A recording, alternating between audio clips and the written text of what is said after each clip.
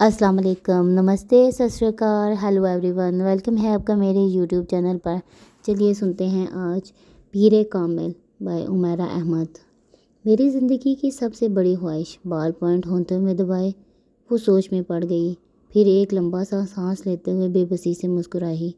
बहुत मुश्किल है इस सवाल का जवाब देना। क्यों मुश्किल है? जवेरिया ने इससे पूछा।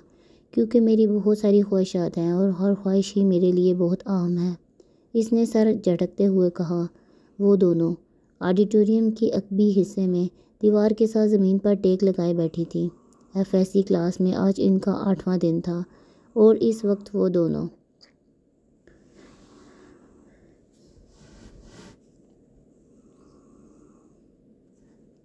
अपने फ्री पीरियड में ऑडिटोरियम के अकबी हिस्से में आकर बैठ गई थी। नमकीन मूंगफली के दानों को एक एक करके खाते हुए जवेरिया ने इससे पूछा, तुम्हारी ज़िंदगी की सबसे बड़ी ख्वाहिश क्या है अमामा? अमामा ने कदरे हैरानगी से इसे देखा और सोच में पड़ गई।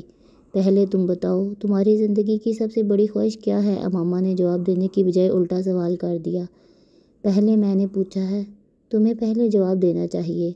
जवेरिया ने गर्दन हिलाई। अच्छा ठीक है, मुझे और सोचने दो। अमामा ने फ़ौरन हार मानते हुए कहा। मेरी ज़िंदगी की सबसे बड़ी ख्वाहिश, वो बुड़बुड़ाई।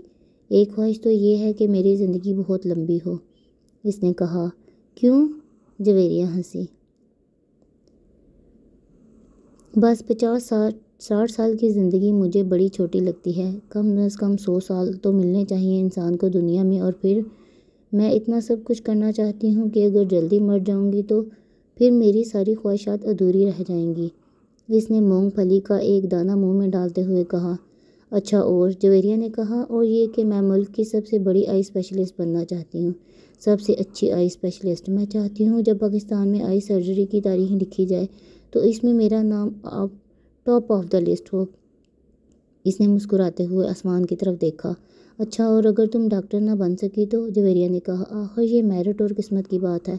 ऐसा मुमकिन नहीं, मैं इतनी मेहनत कर रही हूँ कि मेरिट पर हर सूरत आऊँगी, और फिर मेरे वालिदैन के पास इतना पैसा है कि अगर मैं यहाँ किसी मेडिकल कॉलेज में ना जा सकी तो मुझे बैरून मुल्क भिजवा देंगे।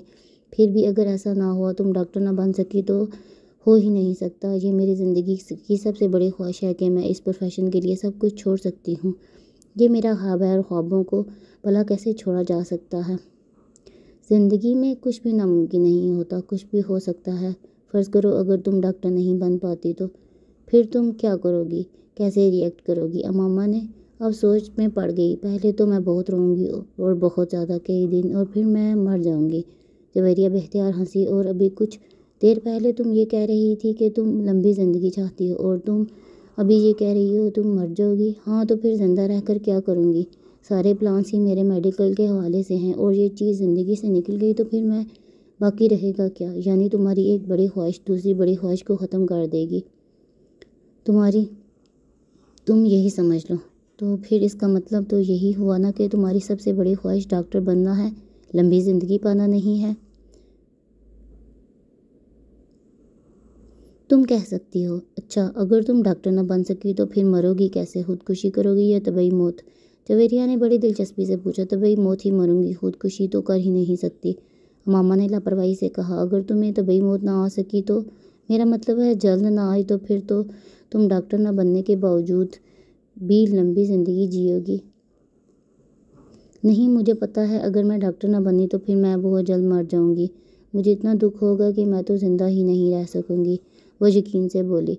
तुम जिस कदर खुश मिजाज हो, मैं कभी यकीन नहीं कर सकती कि तुम कभी इतनी दुखी हो सकती हो कि रो रो कर ही मर जाओ, और फिर सिर्फ इसलिए कि तुम डॉक्टर नहीं बन सकती। जवेरिया ने इस बार इसका मजाक उड़ाने वाले अंदाज में कहा।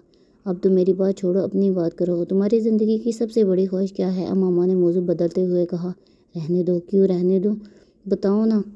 तुम्हें बुरा लगेगा, जवेरिया ने कुछ हिचकिचाते हुए कहा। अमामा ने गर्दन मोड़कर हैरानगी से देखा। मुझे क्यों बुरा लगेगा? जवेरिया खामोश रही। ऐसी क्या बात है जो मुझे बुरी लगेगी? अमामा ने अपना सवाल दोहराया। बुरी लगेगी, जवेरिया ने मध्यम आवाज़ में कहा। आखिर तुम्हारी ज़िंदगी की सबसे बड़ी ख्वाहिश का मेरी ज़िंदगी से क्या ताल्लुक़ है? क्या मैं इस पर बुरा मानूंगी? अमामा ने इस बार कदरे उलझे हुए अंदाज में इससे पूछा। क्या तुम्हारी ये ख्वाहिश तो नहीं कि मैं डॉक्टर ना बनूं? अमामा को अचानक याद आया। जवेरिया हंसदी, नहीं, ज़िंदगी सिर्फ एक डॉक्टर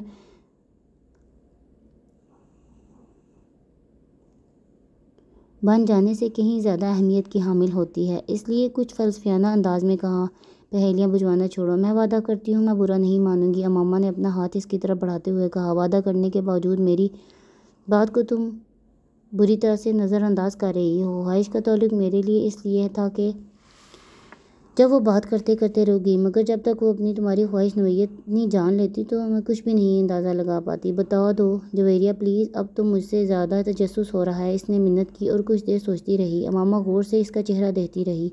फिर कुछ देर की खामोशी के बाद जवेरिया ने सर उठाकर अम्मा को देखा। मेरे प्रोफेशन के अलावा मेरी ज़िंदगी में फ़िलहाल जिन चीज़ों की अहमियत है वो सिर्फ एक ही है। अगर तुम इसके हवाले से कुछ कहना चाहती हो तो कहो, मैं बुरा नहीं मानूंगी।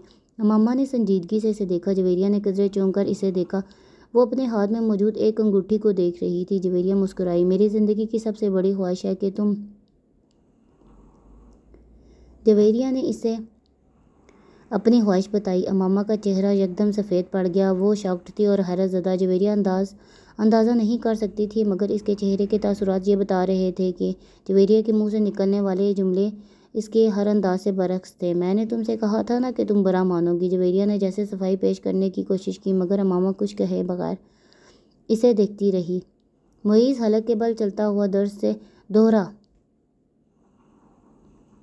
हो चुका था। इसके दोनों हाथ अपने पेट पर थे। इसके सामने खड़े 12 साला लड़के ने अपनी फटी हुई टी शर्ट के आसीन अपनी नाक से बहता हुआ खून साफ किया और हाथ में पकड़े हुए टेनिस रैकेट एक बार फिर पूरी कुव्वत से मुईज़ की टांग पर दे मारा। मुईज़ के हलक से एक बार फिर चीख निकली और भी इस बार सीधा हो गया। कुछ बेयकीनी के आलम में इसने खुद से 2 साल छोटे भाई को देखा, जो अब बगैर किसी लिहाज और मुरवत के इसे रैकेट से पीट रहा था, जो मुईज़ कुछ देर पहले इसे पीटने आया था। इस हफ्ते में इन दोनों के दरमियान होने वाला ये तीसरा झगड़ा था और तीनों बार झगड़ा शुरू करने वाला इसका छोटा भाई था। मुईज़ और उसके ताल्लुकात हमेशा से ही नाशगवार थे।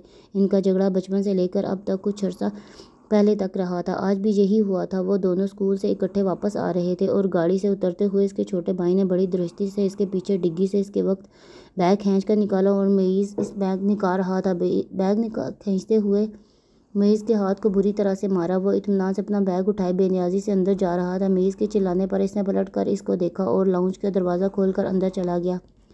मुईज़ के तन बदन में जैसे आग लग गई थी। वो तेज़ तेज़ कदमों से इसके पीछे जा रहा था। अगर तुमने दोबारा ऐसी हरकत की तो मैं तुम्हारा हाथ तोड़ दूंगा। इसके करीब पहुंचते ही मुईज़ एक बार फिर से दौड़ा। इसने बैग कंधे से उतार कर नीचे रख दिया और दोनों हाथ कमर पर रख कर खड़ा हो गया। निकालूंगा। तुम क्या करोगे? हाथ तोड़ दोगे? इतनी हिम्मत है तुम मेरे करीब आने की? इस वक्त बताऊंगा जब दोबारा ये हरकत करोगे। मुईज़ अपने कमरे की तरफ बढ़ा, मगर इसके भाई ने पूरी कुव्वत से इसका बैग खींचते हुए इसे रोकने पर मजबूर कर दिया था। इसने ज़मीन पर पड़ा हुआ अपने भाई का बैग उठाकर दूर उछाल दिया। एक लम्हे का इंतजार किए बगैर इसने अपने भाई की बैग को पूरी कुव्वत से ठोकर मारी।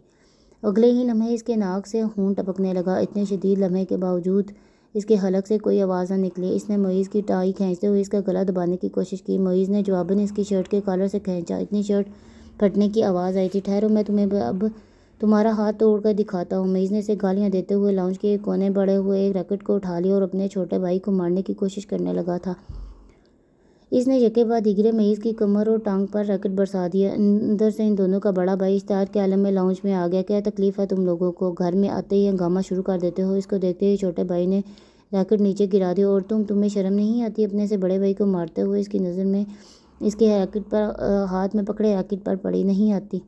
तुमको इसका खमियाजा भुगतना पड़ेगा। वो अभी तक अपनी टांग से हिला रहा था। हाँ क्यों नहीं? एक अजीब सी मुस्कुराहट के साथ सीढ़ियों पर